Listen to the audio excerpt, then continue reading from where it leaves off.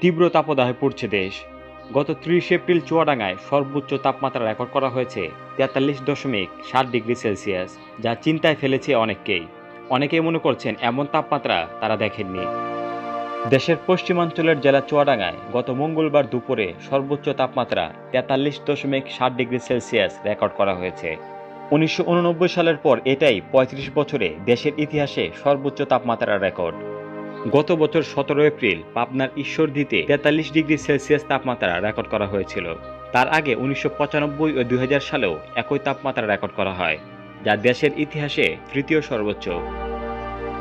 এর আগে ২০১৪ সালের ২১শে মে এই জেলার সর্বোচ্চ তাপমাত্রা রেকর্ড করা হয়েছিল ৪৩.২ ডিগ্রি সেলসিয়াস। কিন্তু এবার সেই তাপমাত্রা অতিক্রম হলো। অনেকের মনে প্রশ্ন জাগছে, তাহলে দেশের সর্বোচ্চ তাপমাত্রা কত ডিগ্রিতে উঠেছিল?